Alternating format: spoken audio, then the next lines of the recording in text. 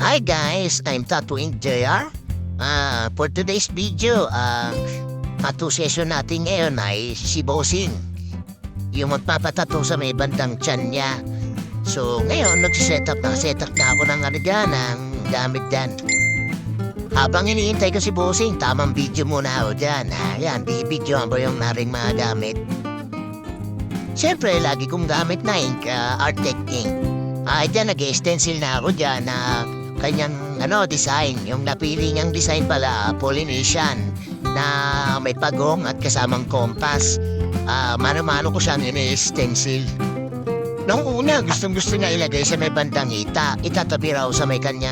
Sa una kong tinato na design, sabi ko naman, hindi bagay yan doon. Bagay yan dyan sa may bandang tiyan o kaya sa bandang liwuran. Kaya napagdesisyonan na yan na dyan na ilagay sa may bandang tiyan. Kahit masakit na titiisin niya. Tapos dyan inahit-ahit ko na yung bandang tiyan niya para make sure na walang sabit yung karayom. At para inalapat ko na yung stencil dyan na lapat na lapat.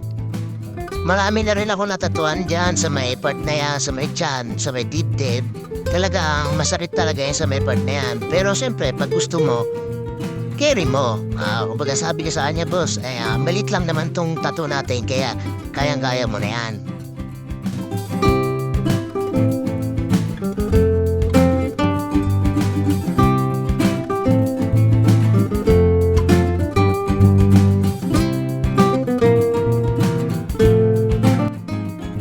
Dito nag-start na ako tatuan yung kanyang tagiliran.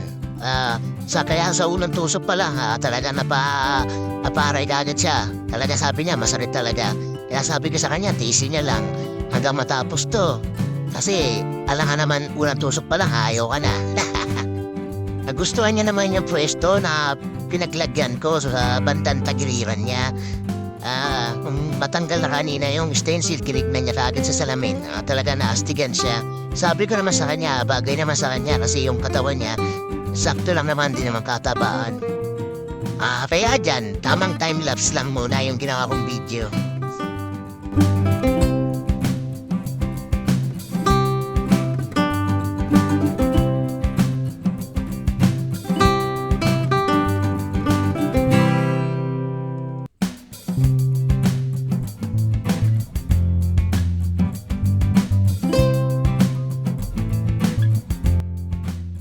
Sa part na yan, talagang napapaurong na siya dyan.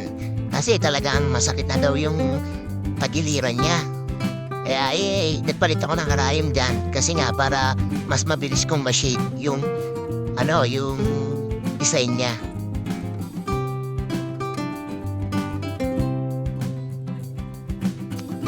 Dito, konti na lang. Malapit na kami matapos. Iniitiman ko na lang mabuti yung kanina kong ginawa para talagang pulidong kulay itim talaga siya para hindi siya mag-fade. Kaya sabi ko kay Bossing, konti na lang, matatapos na to. Met magbubula na tayo. At ito na nga, binula-bula ko na nga siya. Talagang nasatisfied siya, sabi niya tapos na rin. Tapos na kanyang paghihirap. At ito pala yung outcome na ginawa ko sa kanya. Polynesian with turtle and compass.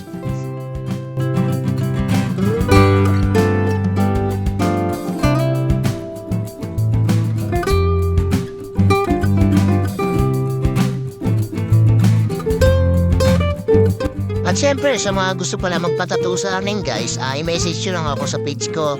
Ayan, Tattooing KR. And then sa may aking account din mismo sa Facebook. Ayan din, Tattooing KR. Papalo na lang din guys ako sa TikTok, Tattooing KR. Pa-subscribe na rin guys sa YouTube channel ko, Tattooing KR din. Maraming salamat!